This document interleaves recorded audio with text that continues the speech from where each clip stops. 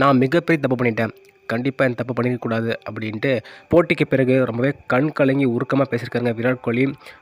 நம்ம சேனலுக்கு புதுசா சப்ஸ்கிரைப் மட்டும் பண்ணிக்கோங்க. அப்படி பண்ணுறதா பக்கத்துல இருக்க பெல் ஐகான் நோட்டிஃபிகேஷன் எப்போ சப்ஸ்கிரைப் பண்ணாம பார்த்துட்ருக்கீங்க.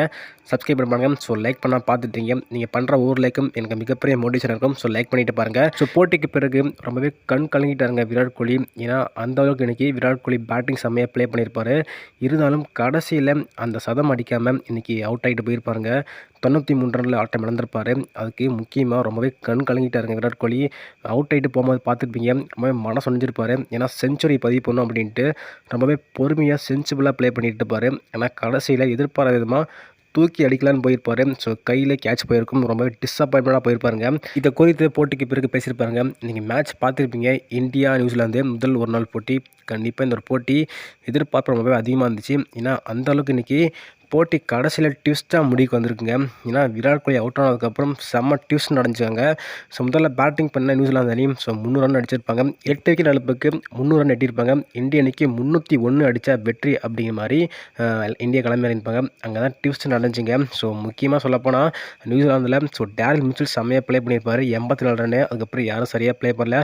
ஓப்பனிங் இந்தியா செம்மையாக ப்ளே பண்ணாங்க. அதேமாதிரி அங்கேயும் பார்த்தீங்கன்னா நியூசிலாந்தில் ஓப்பனிங் செம்மையாக ப்ளே பண்ணாங்க. ஸோ தொடக்கத்தில் ஓப்பனிங் இந்தியா பொறுத்தவரை ரோஹித் சர்மா டீசெண்டாக விளையாண்டுருந்தாருங்க. ஸோ அது ரெடியாக விளையாண்டு 26 ரன் ஆட்டம் இழந்திருப்பார். அதுக்கப்புறம் இந்திய அணிக்கு ஒரு மிகப்பெரிய பார்ட்னர்ஷிப் போட்டாங்க. சுமன் கில் மற்றும் நம்மளோட விராட் கோலி 2 பேர் சேர்ந்து ஒரு நல்ல ஒரு பார்ட்னர்ஷிப் போட்டிருப்பாங்க. அங்கே தான் இந்திய அணிக்கு மேட்ச் வின்னிங் பார்ட்னர்ஷிப்பாக இருந்திருக்கும். ஒரு கட்டத்தில் சுமன் கில் 56 ரனுக்கு ஆட்டம் இழந்திருப்பாங்க. அதன் பிறகு கிளம்புறீங்க ஸ்டேசேர் மற்றும் விராட் கோலி 2 பேரும் சரியான பார்ட்னர்ஷிப் போட்டு இந்திய அணியை கொஞ்சம் கொஞ்சமாக கொண்டு போனாங்க வெற்றியை நோக்கி. ஒரு கட்டத்தில் பார்த்தீங்கன்னா அதிரடியாக விளையாண்டுருப்பார் ஸ்டேசேர். ஏன்னா விராட் கோலி சதம் அடிக்கணும் அப்படின்ட்டு ரொம்பவே பொறுமையாக ஆஃப் செஞ்சுரிக்கு அப்புறம் அதாவது அரை சதம் அடிக்கிற வரையும் ரொம்பவே வேகமாக ப்ளே பண்ணியிருப்பார். அதுக்கப்புறம் கொஞ்சம் பொறுமையாக கேம் ஸ்லோ டவுன் பண்ணிட்டாங்க. ஏன்னா ஸ்டேசேர் இங்கே அட்டாக்கிங் ப்ளே பண்ணிட்டு இருந்தார் இல்லையா. ஸ்டேசேர் அதிரடியாக விளையாட ஆரம்பிச்சதுனால ரொம்பவே பொறுமையாக விராட் கோலி ஆட ஆரம்பிச்சிட்டாரு. ஒரு கட்டத்தில் ஸ்டேசேர் ரொம்ப அதிரடியாக ப்ளே பண்ண ஆரம்பிச்சார். ஸோ நானும் அடிக்கலாம் அப்படின்ட்டு விராட் கோலி 93 ரன் இருக்கக்குள்ள நம்மளோட கைல் ஜேம்சன் இருக்காரு பால் போட வந்திருப்பாருங்க. சரி ஃபர்ஸ்ட் பால் தூக்கி அடிச்சிருப்பாரு.